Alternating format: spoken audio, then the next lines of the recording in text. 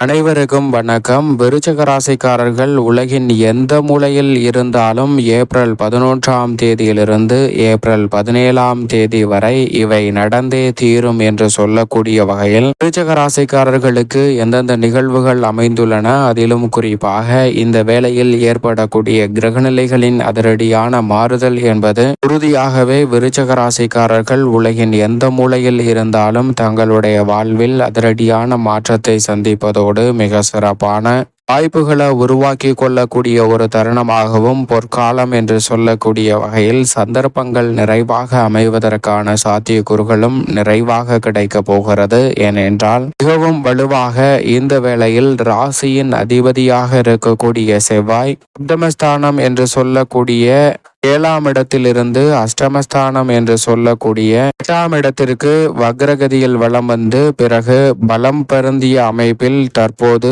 அஷ்டமஸ்தானத்தை விட்டு விலகுவது உறுதியாகவே விருச்சிக ராசிக்காரர்களுக்கு முதன்மையான அதிர்ஷ்ட யோகத்தை அள்ளி கொடுக்க போகிறது. மிக பெரிய அளவிலான காரிய தடை, சிரமம், சிக்கல் போன்ற அனைத்தையும் தகர்த்தறிந்து முன்னேற்றத்தையும் வளர்ச்சியையும் நிறைவாக சந்திக்கக்கூடிய வகையில் பாக்கியஸ்தானமாகிய 9ஆம் இடத்தை வலு சேர்க்க கூடிய ராசியின் அதிபதியான செவ்வாய் இந்த வேளையில் முன்னேற்றம் நிறைந்த ஒரு தருணமாக மாற்றி கொடுக்க போகிறாருங்க. தொட்ட காரியம் அனைத்திலும் உறுதியாக விருச்சிக ராசிக்காரர்களுக்கு வெற்றி என்று சொல்லக்கூடிய வகையில் சிரமம், சிக்கல் போன்ற அனைத்தையுமே விலக்கி முன்னேற்றத்தையும் வளர்ச்சியையும் நிறைவாக ஏற்படுத்தி கொடுக்கக்கூடிய வாய்ப்பையும் சந்தர்ப்பத்தையும் உருவாக்குகிறார். எனவே தடை தாமதங்கள் விலகுவதோடு சிறப்பான வளர்ச்சியும் முன்னேற்றம் நிறைந்த வாய்ப்புகளும் சந்தர்ப்பங்களும் இந்த தருணத்தில் நிறைவாகவே செவ்வாயின் அமைப்பால் உண்டு. அது மட்டுமல்லாது உங்களது கடின உழைப்பிற்கேற்ற நல்ல பலன் நிறைவாக கிடைக்கும். புதிய அசையும் அசையா சொத்துக்கள் வாங்கக்கூடிய முயற்சியில் ஈடுபட்டு வரும் விருச்சிக ராசிக்காரர்களுக்கு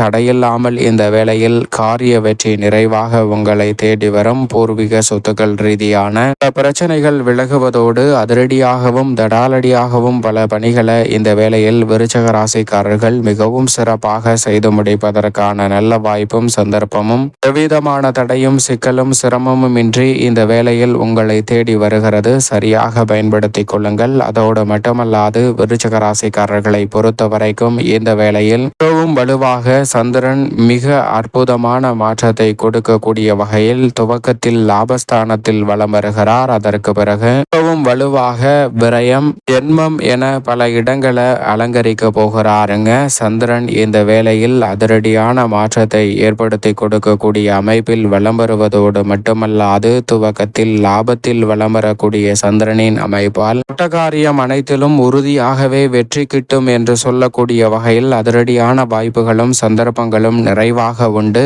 ஏனென்றால் ராசிக்கு நீச்ச அதிபதியாக இருந்தாலும் ராசிக்கு சகாயமானவராகவும் ராசியின் அதிபதியான செவ்வாய்க்கு நட்பு கிரகமாகவும் இருக்கிறார். எனவே நீங்கள் எதிர்பார்ப்பதை காட்டிலும் தருணத்தில் சந்திரன் லாபஸ்தானத்தில் வருவதால் தொட்டகாரியம் அனைத்திலும் உறுதியாக லாபம் நிறைந்தவையாக மாறும். அதோடு மட்டுமல்லாது 12ஆம் தேதி முழு நிலவாக வலம் வர போகிறார். பௌர்ணமி தினம் வருகிறது. அன்றைய தினத்தில் குருவிற்கு நிகரான நற்பலன்களை அள்ளி கொடுப்பாருங்க சந்திரன். எனவே இந்த தருணத்தை தவறவிடாமல் சரியாக பயன்படுத்தி கொண்டால் சந்திரனின் அமைப்பால் அபரிவிதமான வளர்ச்சியையும் முன்னேற்றத்தையும் உறுதியாகவே சந்திப்பதற்கான முதன்மையான யோகம் விருச்சிக ராசிக்காரர்களுக்கு உண்டு. மட்டுமல்லாது முழு சுபகிரகமாக இருக்கக்கூடிய குரு பகவானும் எதிர்பார்ப்புகளை பூர்த்தி செய்யக்கூடிய 7இல் பலம் பொருந்திய அமைப்பில் வலம் வருகிறார். எதிர்பார்ப்புகளை பூர்த்தி செய்யும் 7இல் குரு இருப்பதால் இந்த தருணத்தில் பல்வேறு வகையான மங்களகரமான சுபகாரியங்கள் தடையில்லாமல் சிறப்பாக கைகூடும்.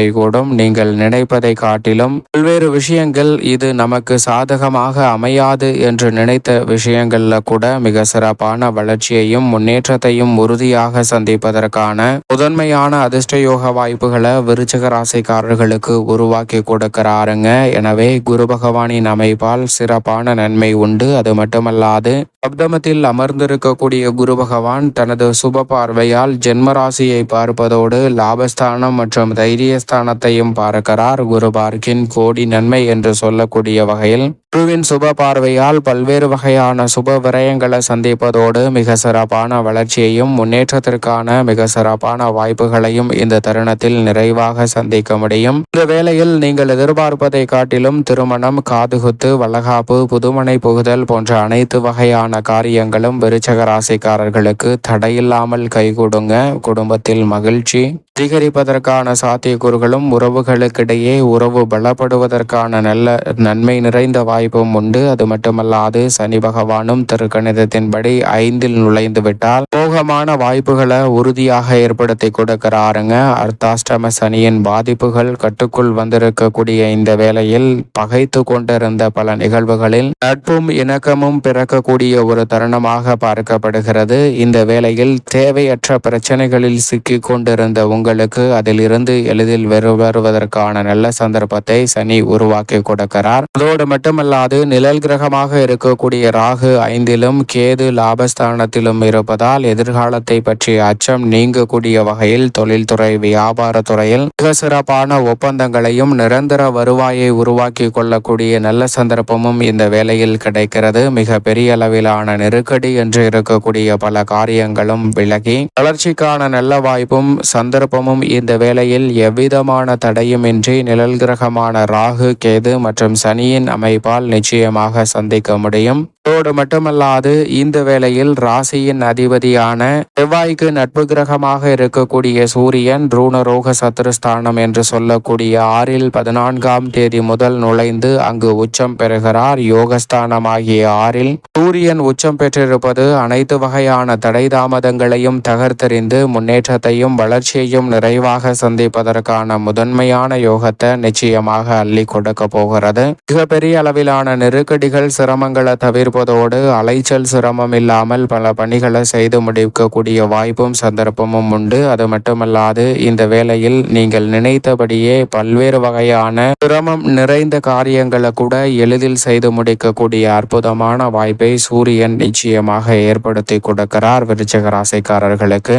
மேலும் இந்த வேளையில் சுக்கிரனும் உச்சம் பெற்று வலம் பெறுகிறாருங்க. பூர்வ புண்ணியஸ்தானத்தில் உச்சம் பெற்றிருப்பதால் கலைத்துறை அரசியல் துறையில் பெயர் புகழை அதிகமாக சம்பாதிக்கக்கூடிய வகையில் நல்ல வாய்ப்புகள் விரைவாக கிடைப்பதோடு அதை கொண்டு தனரீதியாக பொருளாதார ரீதியான வளர்ச்சியையும் முன்னேற்றத்தையும் உயர்வையும் உருவாக்கி கொள்ளக்கூடிய நல்ல வாய்ப்பும் சந்தர்ப்பமும் கிடைக்கிறது. சரியாக தவறவிடாமல் பயன்படுத்திக் கொள்ளுங்கள். மேலும் இந்த வேளையில் வித்யாகாரகரான புதனும் வலுவாக சுகஸ்தானத்தில் இருந்து பூர்வ புண்ணியஸ்தானம் ஆகிய 5ல் நுழைவதால் பல நெருக்கடிகள் விலகும். கல்வியில் நல்ல முன்னேற்றம் கிடைக்கும். எதிர்பார்க்கக்கூடிய பல்வேறு வகையான வாய்ப்புகளும் சந்தர்ப்பங்களும் இந்த வேளையில் தடையில்லாமல் வெற்றிகரமாக அமைய போகிறது. மேலும் சாதகமாக மாற்றிக்கொள்ள உறுதியாகவே விருச்சிக ராசிக்காரர்கள் இந்த வேளையில் வாரத்தில் ஏதேனும் ஒரு நாள் விரதம் இருந்து அருகாமையில் உள்ள இஷ்ட தெய்வ ஆலயம் சென்று தீபம் ஏற்றி வழிபாடு செய்யுங்கள். உலகின் எந்த மூலையில் இருந்தாலும் விருச்சிக ராசிக்காரர்களுடைய வாழ்வில்